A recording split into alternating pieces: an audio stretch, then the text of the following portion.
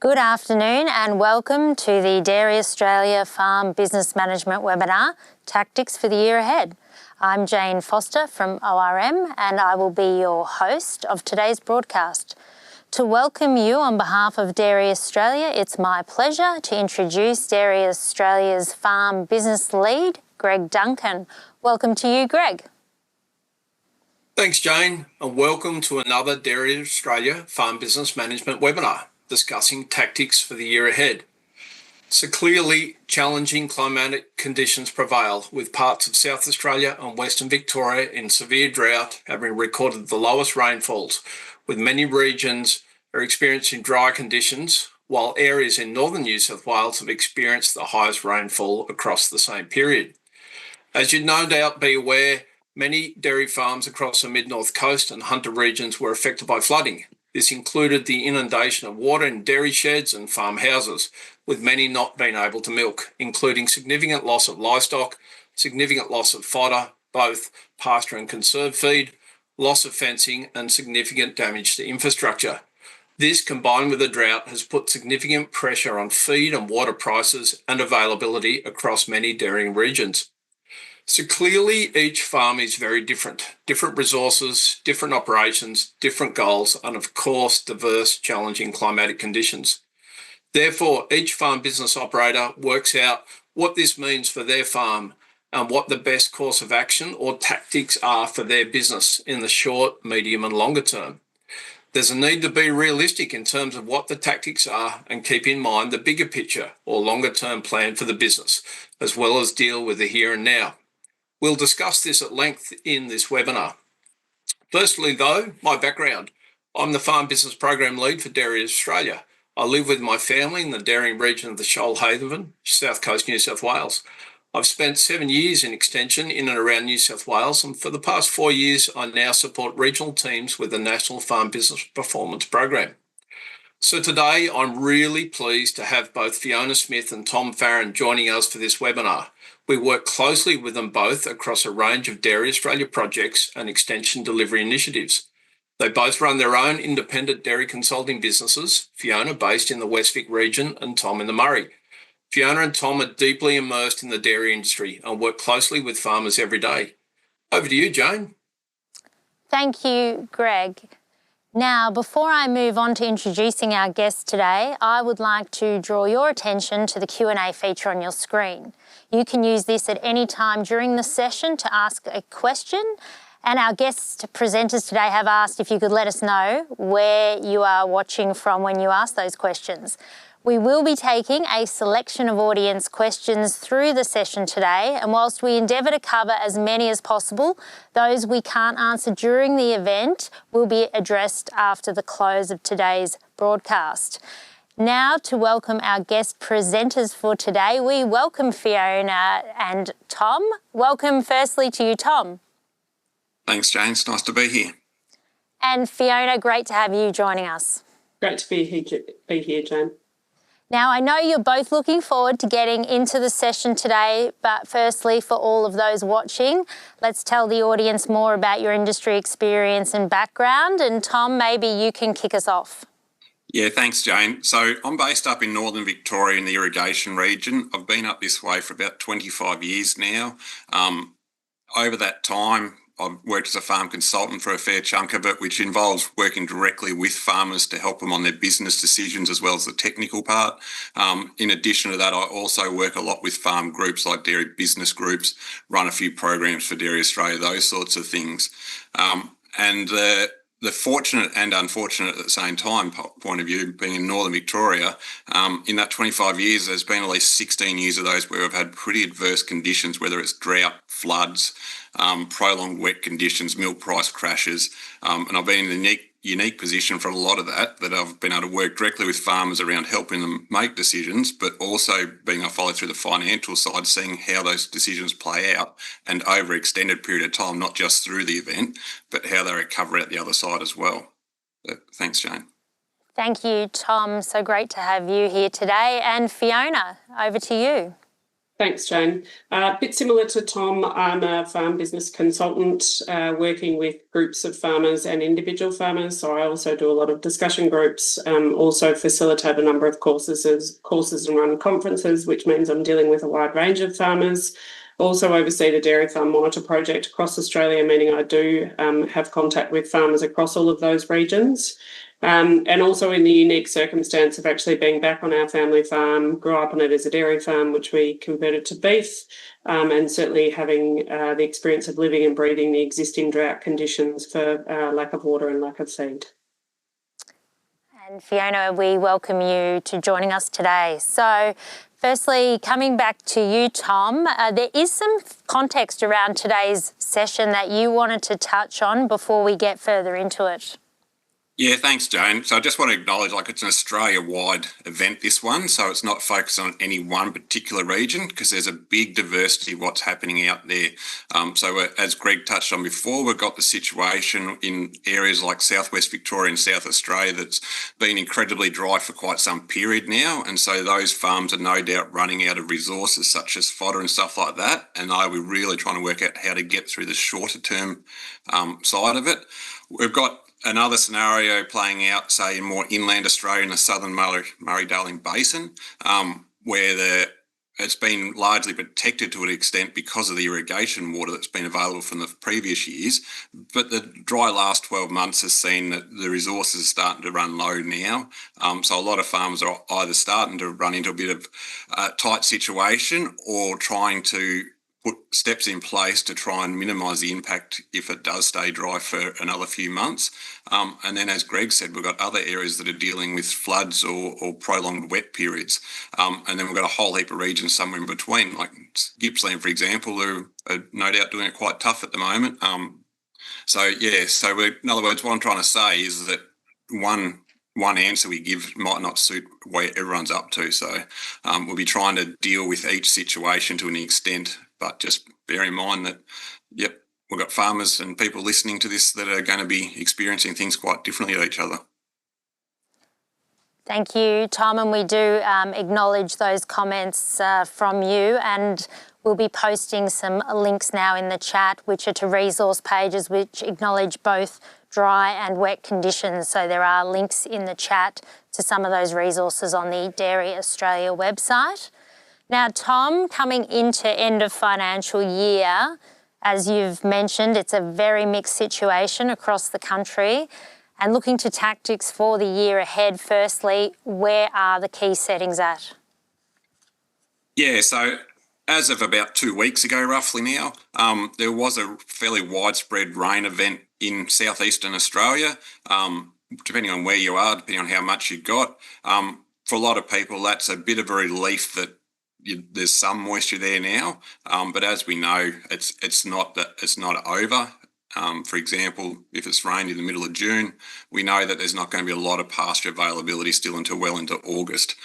So while that's a slight improvement, it's still a little way to go yet. When I look at things like the long-range weather forecast, and I'm no weather forecaster, but reading through the different notes around it, it's sort of giving me a fairly neutral outlook for a fair chunk of Australia for the next few months. And the big driver there is there doesn't seem to be a major driver to influence it. So really can't be sure if it's going to be wetter, drier, or average in that regard. And to be honest, that's pretty common for this time of the year. The forecasts for spring don't normally get more accurate for another month or so yet.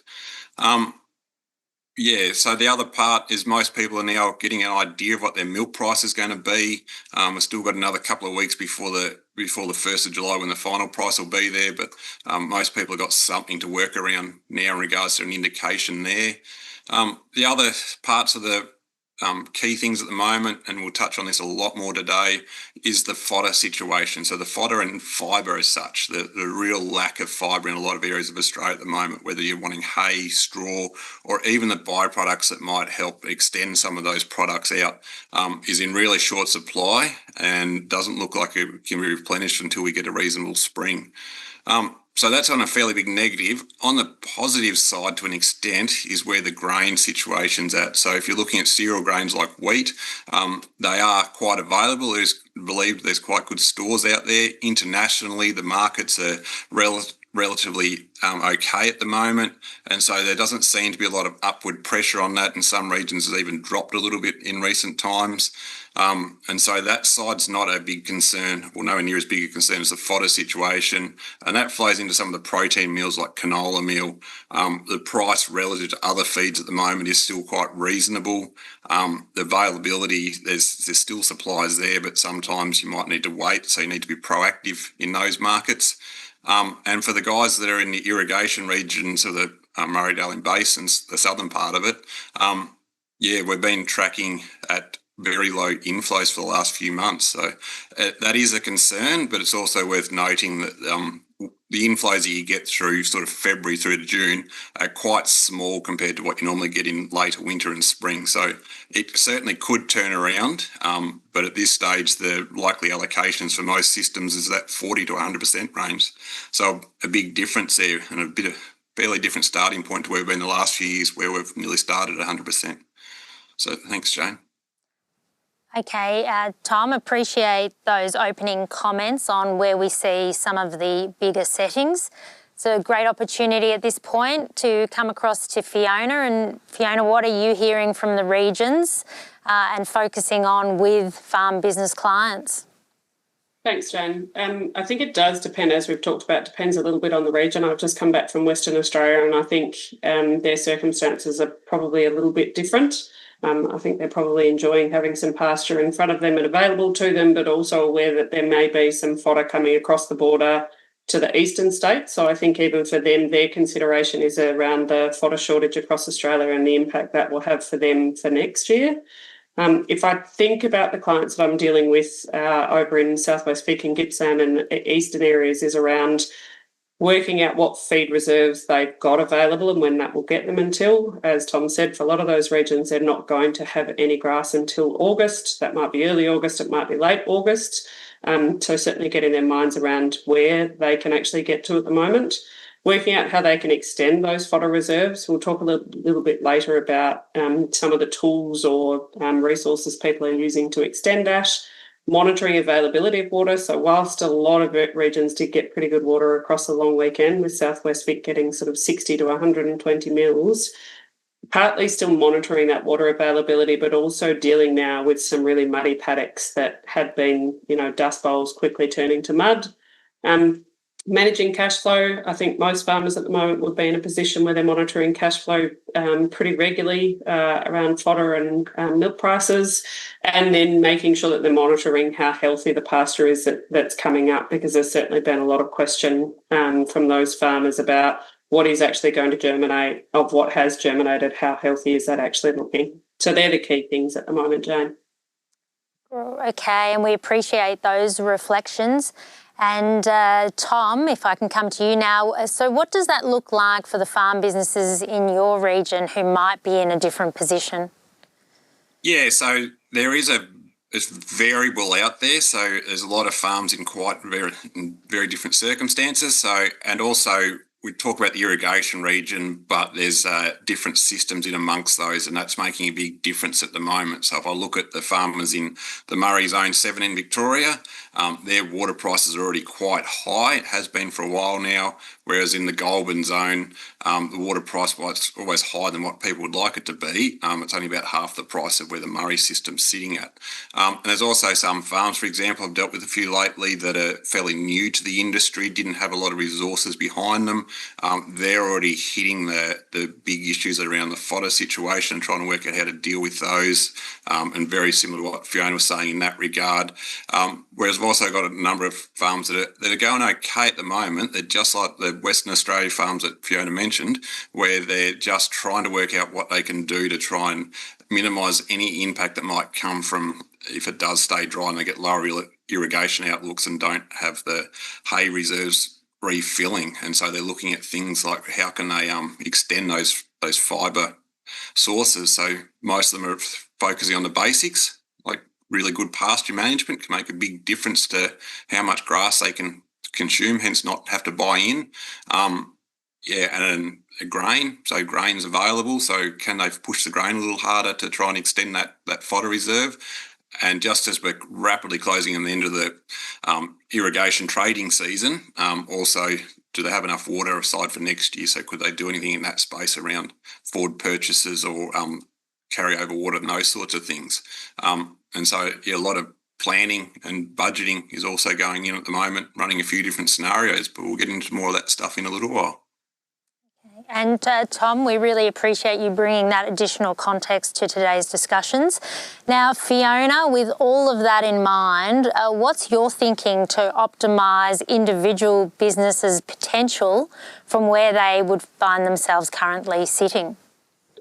I think, Jane, there's, as we would always say in any sort of business planning, there's a lot of consideration for, I suppose, short term, the medium term and the long term.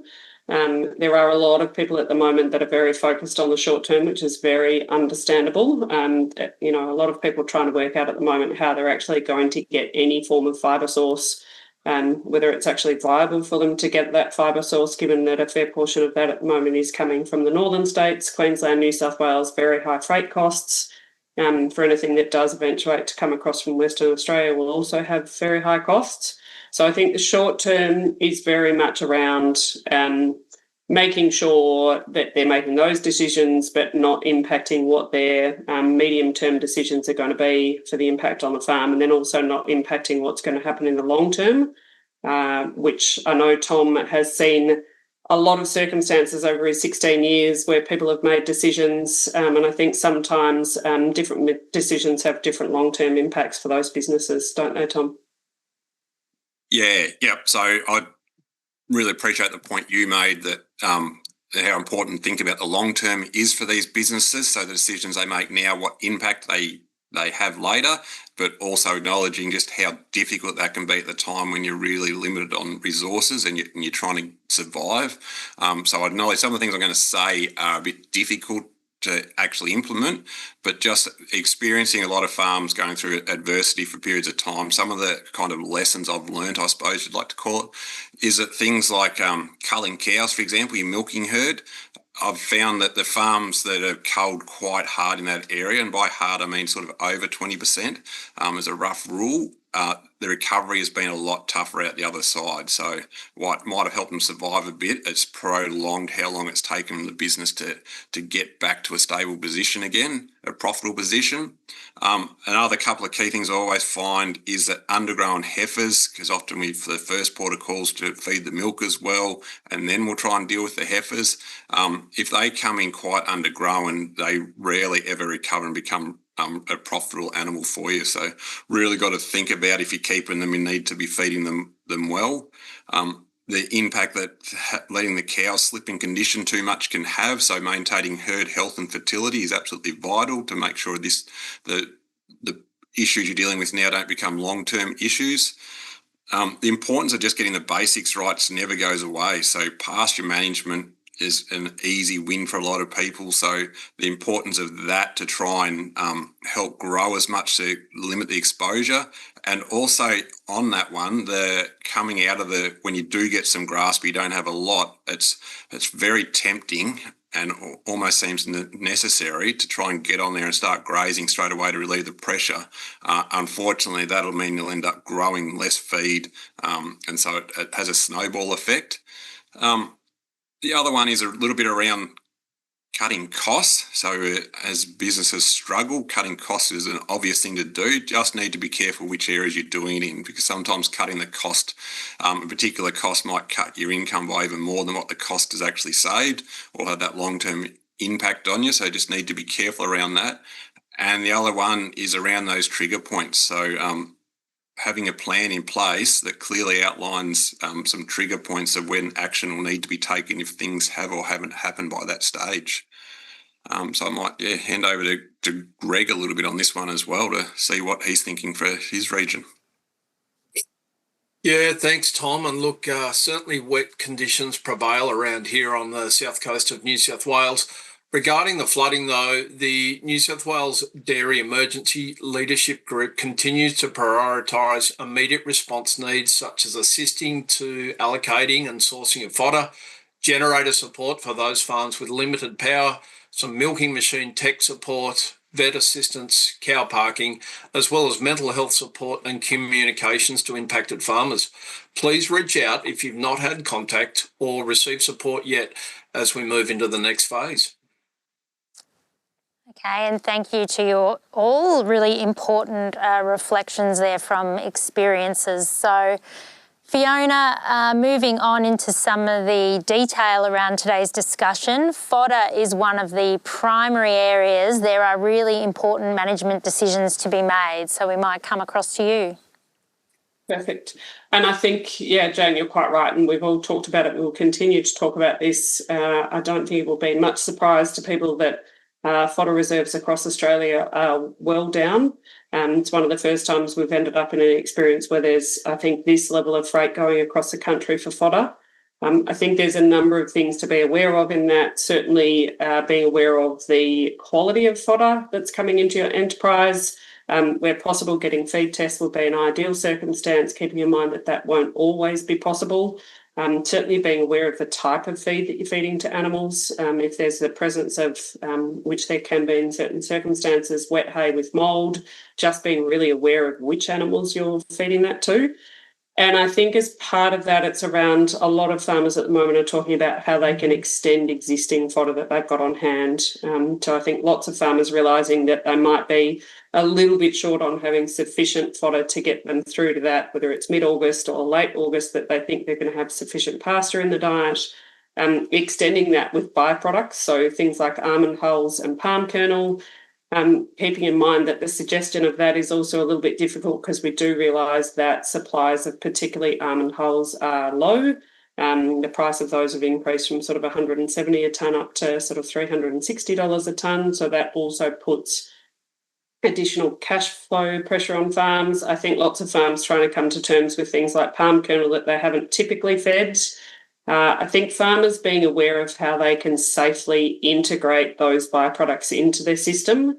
You do have to be really careful about how you feed them and the way in which they're mixed. So if you don't have capability to do mixer wagons, you've just got to be really careful that you don't cause other issues in the herd in terms of animal health, or them selectively choosing what they're eating out of a feed mix and then causing issues that you don't want to have. Making sure that everyone can effectively and safely mix those, both from the perspective of animals, but also the perspective of staff actually being in a position to do that. Ensuring the mix of feeds meets the demand of the cow. I think there's been a lot of conversation around capability to get protein products or the right level of protein into the diet. Both from the perspective of maintaining condition on animals and making sure they've still got feed intake. Fibre obviously being a big issue. Some farmers being caught out where they think they can get that from long-term relationships with feed companies, and even they're finding that hard to get. Being on the front foot as early as you can to get, make the most of any contacts you've got to reach out and try and get that. And I think part of that is also just around reviewing stocking rates. We've talked a little bit about making sure you can probably fully feed the existing animals you do have. So, reviewing stocking rates to make sure you can fully feed those cows, and reviewing your young stock as part of that. And I think as part of that discussion, there's certainly been a bit of a shift in the way people are feeding concentrates this year. And I think, Tom, you've probably seen a fair bit of that out of Northern Vic and over the history and the way people use concentrates in this, this sort of time. Yep. So just following on from what Fiona was saying there is the fodder situation and the byproducts that are fibrous as well, they're in short supply. Can be some issues around feeding some of those. Fiona talked about that. The only other one I've experienced over the time that needs consideration is the storing of them as well, because some of them can go mouldy, for example. The other part of it is saying, well, what about the cereal grain situation? So it's in a much better position relative to the other products we're talking about. So the things like, as I said, wheat, for example, it's available relative for value for money. If you're purchasing in feeds, it's a fair way in front of, say, some of these byproducts like almond hulls. So therefore, it's kind of making sense for a lot of farms to look at how much they can safely get away with feeding these type of feeds. And so Yeah, there's a number of things to think around that, and there's no one size fits all, because there's lots of what one farmer might safely get away with, another one might not. So if you're not sure, you really do need to seek individual advice around some of this. So some of the things as Fiona indicated, it's not just about the total amount of grain you're looking at feeding, it's also how you go about it as well. By that I mean, if you're trying to feed a lot of grain to the cows just through the dairy alone, what we sort of nickname slug feeding, you won't be able to feed as much as the farms that can put it, say, through a mixer wagon where the cows can gradually eat it throughout the day. So, a little bit more often rather than big slugs of it can make a difference, but it's got to be practical as well. If you're considering increasing your grain amount fed, it's always safest to gradually adjust the rates. So don't just suddenly add a heap in, gradually adjust the rates and use your observation skills to make sure it's all going okay as well. To get quite technical on it, some of the other ones to consider is that with the price of corn, as in the grain, it's why it is creeping up above wheat now. It might be an option for some people to think about if you're pushing the limits a little bit harder, being that it's a little bit of a slower digesting one, but certainly seek advice if you're not sure on that one. And the other one to consider is that we're not talking about milking cows alone, we're talking about all the stock you've got to feed. And so could there be a way of feeding some of those other stocks some grain as well to try and get some more energy into them without having to feed as much of the limited fibre you might have? So an example of one way that this could happen, so I've got to think outside the box, but could you run the rising 2-year-old heifers through the dairy or something like that? So is there other options, if we think about it a fair bit, to try and just basically safely feed the grain if you're short of feed without making them sick or longer term consequences as a result? Fiona and Tom, really good comments for the audience there around feed-based management. Tom, delving further into that discussion and around fodder considerations around pasture production and management in light of the current challenges with conditions, what's your advice for the audience there? Yeah, thanks, Jane. So the pasture management is a really critical part of dairy farming as such. And so if you could grow it yourself with the same level of resources, so not talking about having more hectares or putting more fertiliser out or anything else like that, if just by good management alone, so mostly talking grazing management in particular, you can grow 60% more feed off the same resources than what you could off if you were just set stocking, for example. And so just by doing those sorts of things, why it's always that short-term pain for the long-term gain approach is you normally have to hold up and wait for enough grass to be there and maintain residuals and get the basics right. Over the course of a period of time, you'll end up not needing to buy anywhere near as much other feed as a result. So those that have pastures really need to focus on getting the most out of them so that they can preserve those fodder reserves they may or may not have without eating into them too hard. So some of the basics to try and get right is things like grazing closer to the 3-leaf stage for ryegrasses or canopy closure, whichever comes first, because not only will that allow you to grow more feed in total, it's also, if you're pushing things like the grain side of it, you're lacking fibre and things like that, it's also going to provide a more balanced diet for those cows as well. So it's going to have that little bit extra fibre in there compared to if you're grazing it too short. So it's also going to help with the fibre situation to an extent by trying to hold off and get to those sort of more advanced pastures without going too far. And the other critical one on that one is not just when you send the cows in there, but what you leave behind. So trying to leave those 4 to 6 centimetres residuals behind will really strongly impact how much regrowth you're going to get and how fast. And so it's all about saying we can't just focus on today alone. We've got to think about over the next few months growing as much high quality pasture as we can. We've already touched on this, but for the farmers in the dryland situations in non-irrigation that are only now in the last week or two or fortnight or so getting pastures up and going, it's unfortunately we're in the coldest part of the year. We're close to the shortest day of the year, and so it's going to be a lot slower than when those pastures get going in autumn. So unfortunately, just going to need patience to try and get them to that stage because it will pay dividends later on if you can hold off before you start. Some of the other things to think about is nitrogen as a feed source as such. I'm not talking about feeding the nitrogen straight to the cows, but feeding the nitrogen to the pasture to grow the grass. And unfortunately, since I brought up this dot point a few days ago, the situation's changed a little bit. But still, if nitrogen's used really well on a nice dense pasture with lots of, say, ryegrass in it, not too weedy, even though the responses are nowhere near as good in the dead of winter as you'll get in spring, most of the time it's, if used well, it's still going to be better value for money than looking at the alternatives. And it's also, if it grows you a bit extra feed, it could potentially be the difference between having to go in and try and buy feed that you can't actually find. But just be aware on the nitrogen situation, it's rapidly changing. With the problems around Iran and that situation at the moment, we've seen that a lot of the urea type products come from that area. And so, there's potential going to be delays in shipping, and the price, I believe, has already jumped a little bit in the last 2 days on that area. So if you got pastures or crops you would like to put nitrogen on, probably best trying to look into sourcing it sooner rather than later, because we're not sure what's going to actually happen there. And the final one I wanted to touch on in that one is just to briefly mention ProGib or Gib. I'm never sure how you pronounce that one. It's just something you may want to consider if you've got grass and you to try and get that bit of extra feed a bit sooner. Just remember that it's not going to be magical for you. You've got to have the right criteria to get the most out of it. So that's being, you've got to have enough moisture. You've got to have the pasturing situation where there's not a lot of other limiting factors that are going to limit what it could grow. And you can't really use it on the newly established pasture. So if you're just sowing a new pasture, you need to wait until a rough rule of thumb is over a tonne of dry matter a hectare is available before applying it. So that was what I wanted to say on that. Thanks.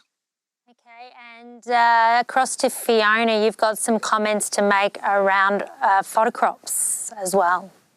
Yeah, that's right, Jane. I think a lot of people are considering, certainly in areas where they really just didn't have an autumn, and either things have been very slow to germinate or they've germinated and burnt off or dried off over that period. I think there's certainly a fair bit of consideration at the moment from farmers around how do we get bulk feed across spring, with the view that there won't be a lot of homegrown fodder across Australia.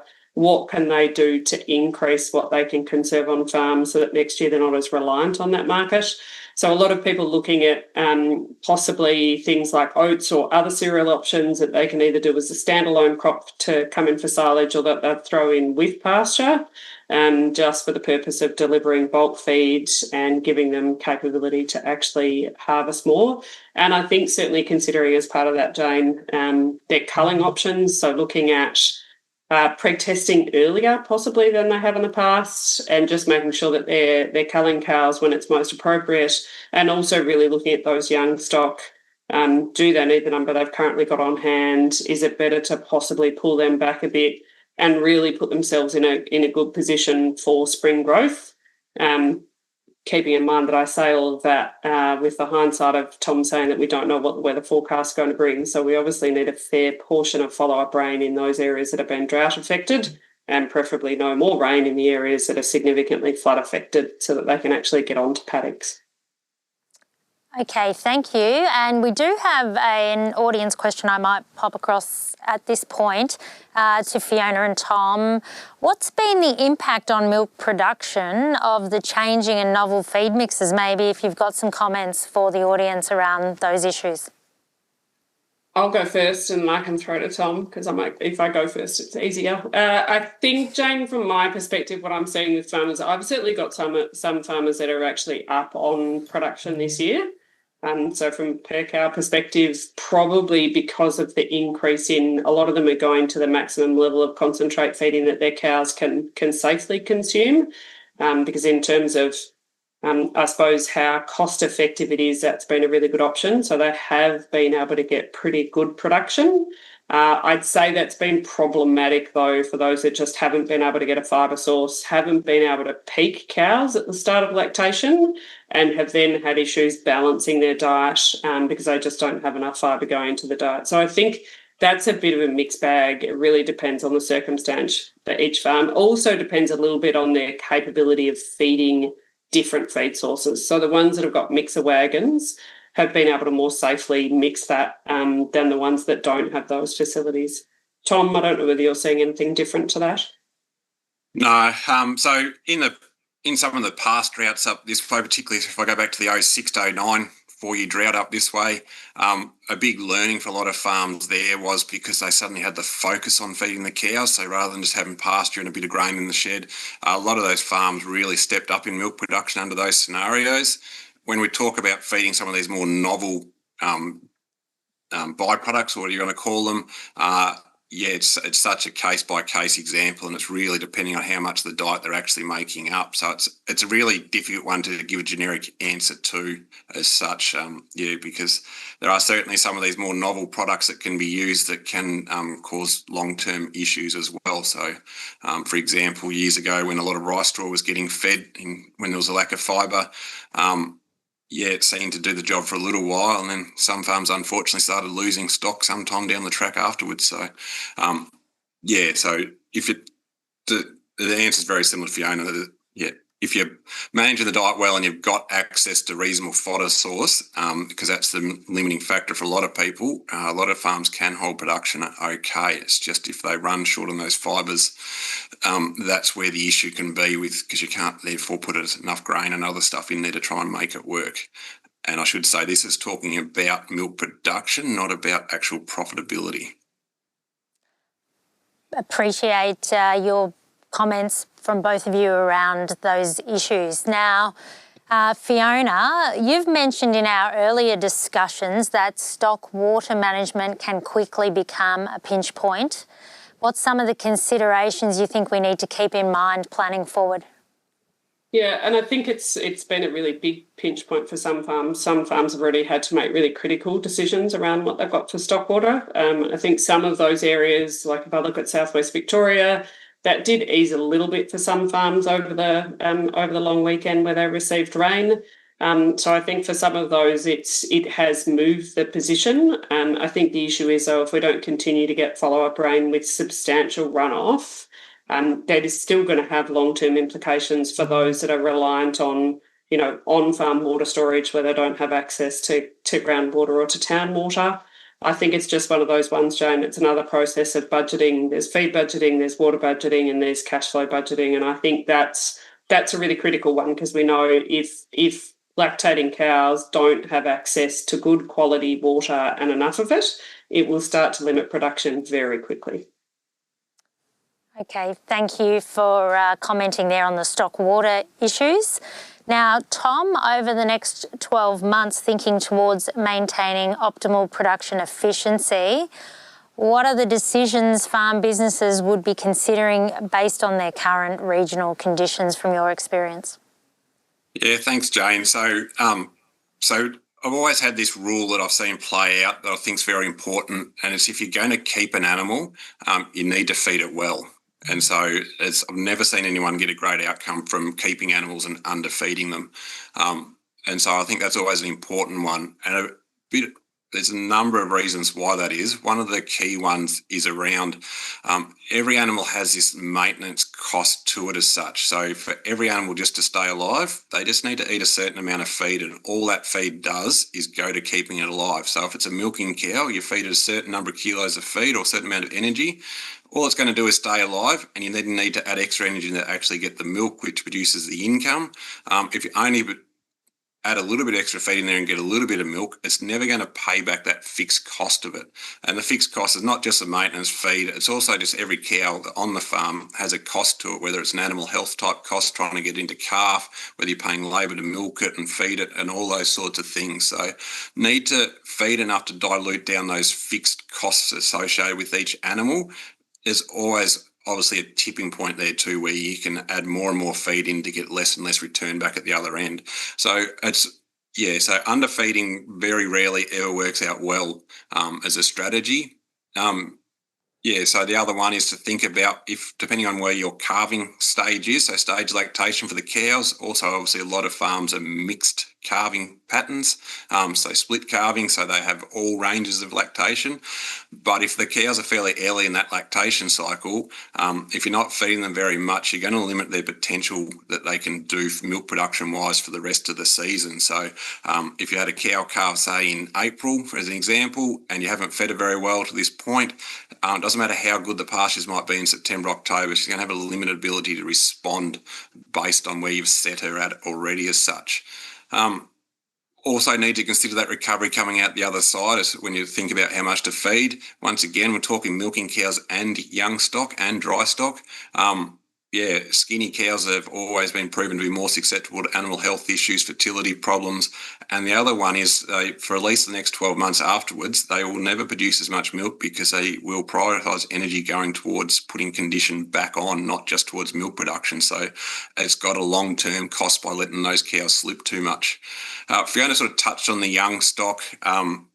A big trend, I reckon, particularly in the irrigation regions, so I think it's Australia-wide, is the number of young stock being reared on farm has kept creeping up. So a number of farms are close to their maximum number of cows they sort of want to milk, or the ideal number, and they've got a lot of young stock coming through. It's a big cost, so we need to make sure that we actually need that many young stock. So that's a key one there. And once you've decided how many to keep, it's absolutely critical to make sure they grow out to a reasonable level, because if you undergrow them, they're really going to struggle to be a profitable cow for the rest of its life after that. And so there's no point scraping through with a heap of undergrown young stock if they can never repay you for it at the other end.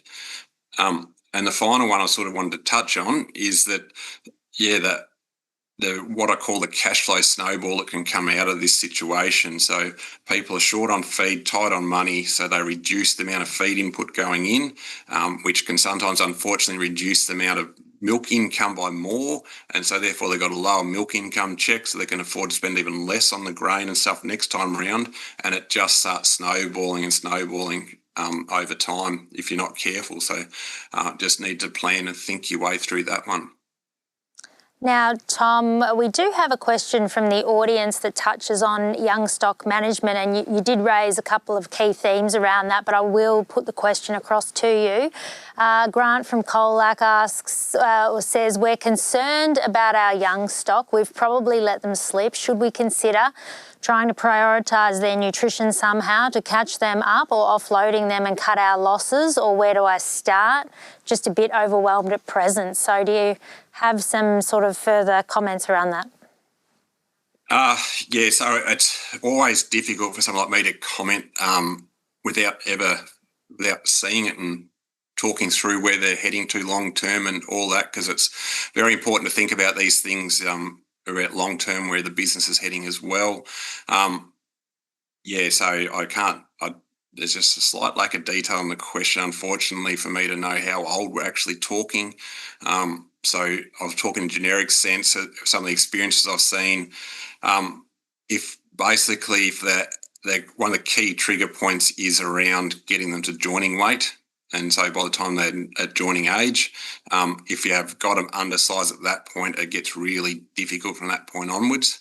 And so that's one of the key things. If you're coming up to joining and they're undersized by too much, that's a really key one to think about, whether you're best off keeping them or selling them on, because the temptation always is I hold them for longer and they'll just calve at a later age. But they eat a lot of feed in those last few months. It's a lot of cost. So if they get too far behind, it is difficult to catch them up. There's always some compensatory growth can go on. So I'm just struggling to answer in a really generic term, because I want to help Grant individually, but I'm not sure. Can I just throw in a couple of extra, and I agree that this is a really hard one to answer when you don't know the exact circumstances. Sometimes, Grant, this could actually be a combination. It may actually be that you reduce the number of young stock that you've got there. We've talked a lot about the fact that fibre is hard to get, feed is expensive. The idea of getting rid of all of them could also be problematic, because you'll have to likely buy back into the market later to replace that, what's coming into the milking herd.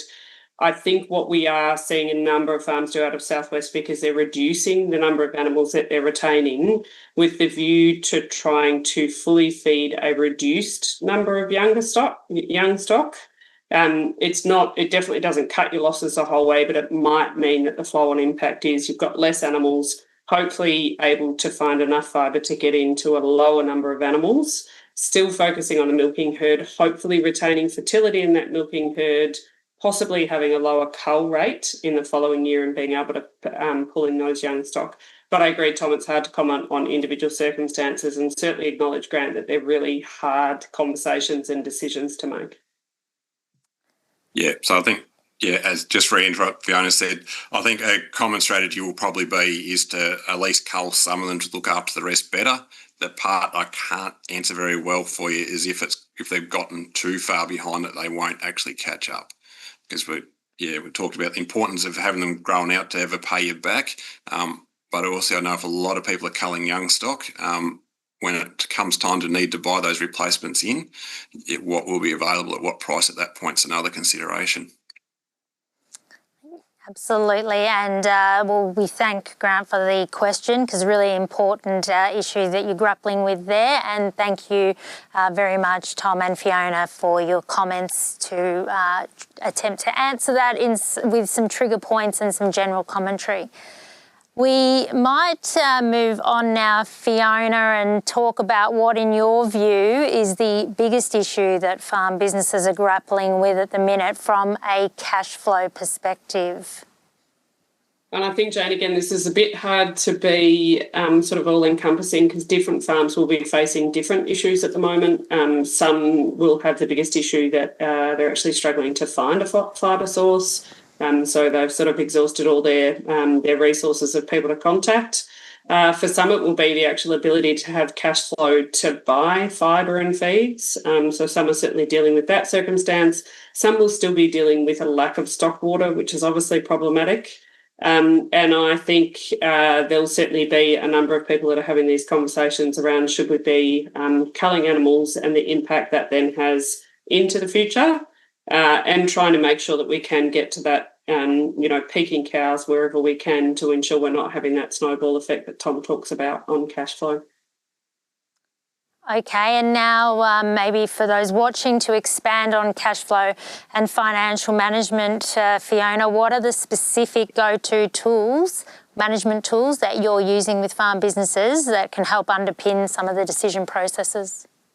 I think now's a really critical time to be looking at this. Whilst a lot will be looking at their cash position at the moment, I think one of the first places is to make sure you're having regular conversations with your bank and also with your suppliers. I know a lot of farmers are needing to reach out to suppliers. Much better to have regular communication with them about where you're sitting from a cash flow perspective, to have early conversations, making sure you're getting income estimates. So people should be pretty aware of where their milk price is likely to sit. Whilst it might still move a bit, it may not. Get income estimates, possibly reach out to a number of processors for that, to make sure that you've got the best income estimate for what fits your business and your supply curve. Running a few scenarios. We generally say run a scenario for a normal year. I don't think any of us know really what a normal year is anymore in each of these regions. Running it for what you think is a normal year on your farm, plus also looking at a circumstance where you may have another tough year, to see what impact that has on your cash flow. And I think, Jane, it's just about continuing to budget, feed budgets, water budgets, cash flow budgets. Sometimes they're really scary, but I think the more informed you can be, and the more comfortable you can get with what your cash flow is going to be, hopefully the easier it is, not that it's easier, the better position you're in to make those decisions moving forward. Yeah, thanks, Fiona. So getting that information that can help underpin the decisions can be helpful, is what I've taken away there. Now, Tom, you mentioned at the start of our session about some of the challenges that you've experienced through your career. So from your own experiences, reflecting on management decisions during challenging times, what's your advice?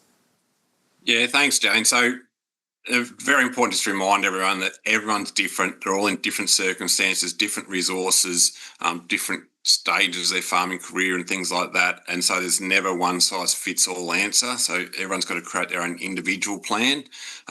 And when they're doing it, it's very important to consider the long term as well as just the short term. I know a lot of people will be more in that survival mode, but we've just got to make sure that those decisions being made now don't have a long term negative impact as much as you can.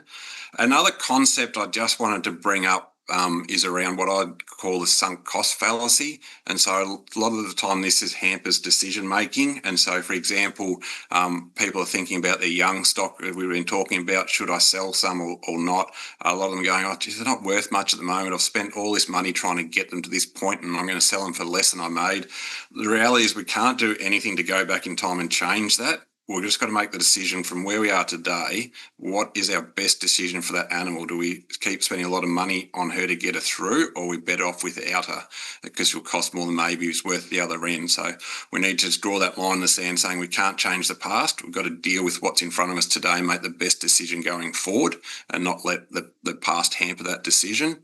The other key one, and I realise this is a nice fancy word to say, but the trigger point part of a plan is quite important. What I mean by that is we've just got to put some sort of deadline type thing in there where certain things happen and we've got to make certain decisions. So this is going to be different for everyone, but a couple examples might be we put in saying we haven't had so much rain by this sort of date, then this is what I'm going to go and do instead. So whether it's I might have to offload some cows, or I will have to make that decision to order that truckload of hay if we can find it, and those sorts of things. Also, as we go later into the year, because as we've made quite clear that this situation could improve rapidly with a good spring. If it's a bust as such, spring-wise, then there'll be a whole range of new decisions that need to come in. So an example of a trigger point might be, if on my farm, if I haven't conserved this much tonne, or the fodder price is above this when I need to go and buy it, then these are the decisions I'm going to have to implement as a result. The other one I always find is that early action is very important. So if you might put it around each way bet. So if these are the farms that aren't doing it as tough at the moment, but are getting concerned going forward, is there some things today that you can try and put into action right now that might help that situation later on? So an example for an irrigation farmer is, with a couple of days left of water trading, do I actually secure some more carryover water now to try and give me that bit more of that buffer in there as well? Just like to acknowledge that making some of these decisions are really hard and tough. They're not easy to do, but the general experience is that if you forego these hard decisions, it actually gets harder in the long run as a result. And so it can be really difficult to make these decisions, but by not making these decisions, not putting a plan in place, generally the problem actually gets worse, not better for most people. Occasionally things change for the better, but unfortunately we've got no guarantee of that. And so it's a little bit of analogy most people have probably heard around this, is what they call the frog in the hot water situation. And that's why I'm talking about these trigger points are so important. And the story goes there, I don't know which type of researcher decided this was a good idea, but they've decided they'd put a frog in some cold water, put it in the pot on the stove, heat the water up, and they watched the frog slowly boil to death without ever taking any action. Whereas when they pre-boiled the water and went to put the frog in there, it jumped straight out. And so it's just a little bit saying we just need to be aware that we're not that frog in that water slowly boiling and not actually doing anything about it.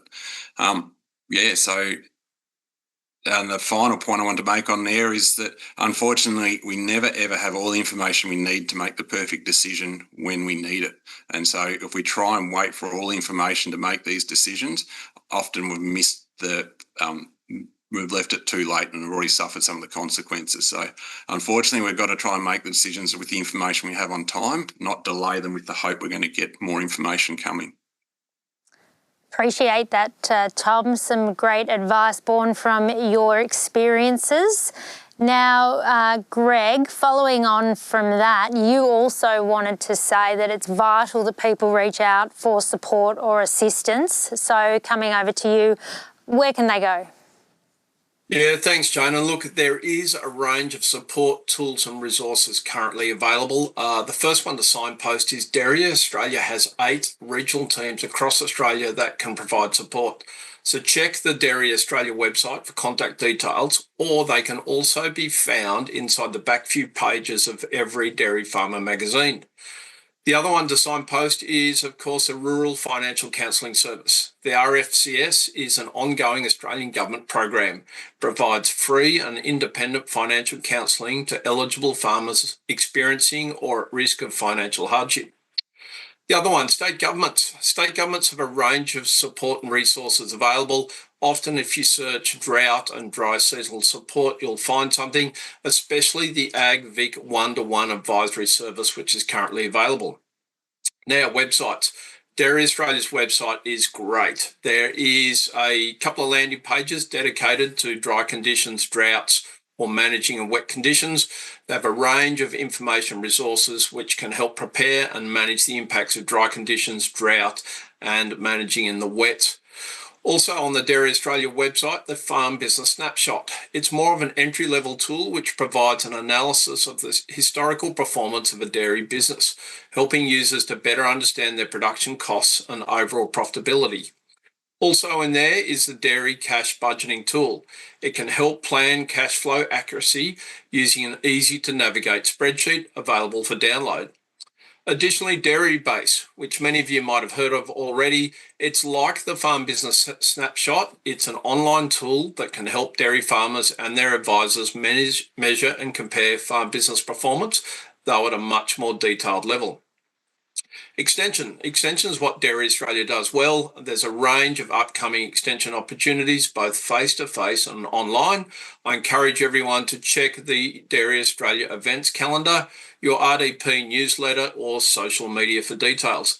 The last one, but most importantly, I think, Jane, just remember in these challenging conditions, fatigue and burnout are the reality.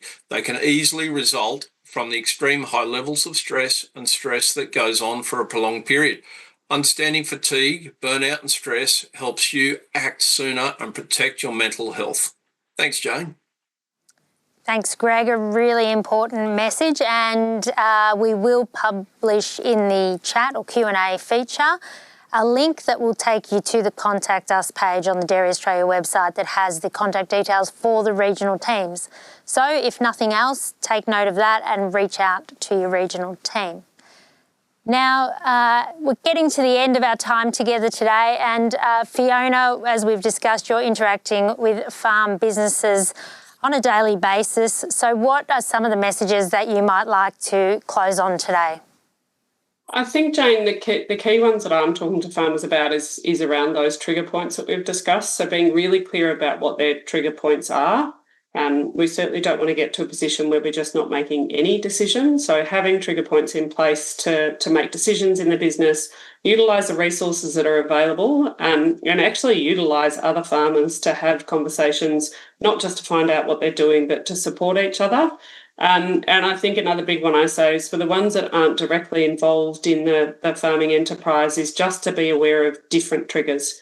So if your partner asks you to come and feed, cows on the support block that they can do all by themselves and they've always done by themselves, they're generally not asking you to help feed the animals. They're generally just asking you to come along so they've got company. They might talk to you, they might not. It's well worth going along so that you can give them that support as part of the process.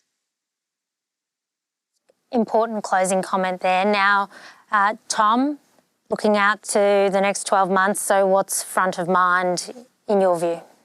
Yeah, so as I've said quite a few times, everyone's different circumstances, different resources, so they need to assess the situation for themselves, develop a plan. When I say for themselves, that should ideally be with the help of other people, but unique to their own situation. So develop that plan, have a good idea of what impact that's going to have. So that's your budgeting, as like your cash flow budgeting, influenced by or informed by your feed, water, milk type budgets as well. Talk about those trigger points. The other key one is always just we sometimes get lost in some of all this all what's happening and all the stress around it, but just to remember the focus on the basics is still very important, whether it's pasture management, whether how you're looking after the cows, how you're looking after your staff, all those sorts of things. And just to re-emphasise what the other two have just mentioned, is that looking after yourself is incredibly important in this situation, not just for your own well-being, but it actually will, it's really difficult to make good decisions for your business if you get into a poor mental area. And I'm also aware that there's quite a few service provider type people listening in today as well. And so that message applies for them as well, that it's, yes, it's quite, it takes a fair big burden sometimes seeing a lot of stressed farmers in poor situations day in, day out. But by letting yourself come unstuck or get fatigued and get too stressed and everything else like that, it's hard to actually help them very well either. So very important to try and look after yourself during these times, not only for your own well-being, but for the quality of your decision-making and stuff as well. Thank you, Tom. And Greg, coming to you for your final message from the discussion today. Thanks, Jane. Look, just in essence, thank you for joining this Dairy Australia Farm Business Management webinar. As Tom and Fee have mentioned, please look after yourself and look out for those around you. There's a range of resources available to support people and health. Make sure you're aware of these. Links will also be sent out after this webinar, Jane. Thank you, Greg. And that brings us to the end of our session today. Thanks to all of you who have joined us. A big thank you to our guests today for sharing their insights. Thank you to you, Fiona. Thanks, Jane. Tom, pleasure to have you joining us today. Thanks, Jane. And Greg, thank you for today's event. Likewise. Thanks, Jane. So keep an eye out for all the upcoming Dairy Australia events via the website www.dairyaustralia.com.au. From all of us, it's goodbye for now.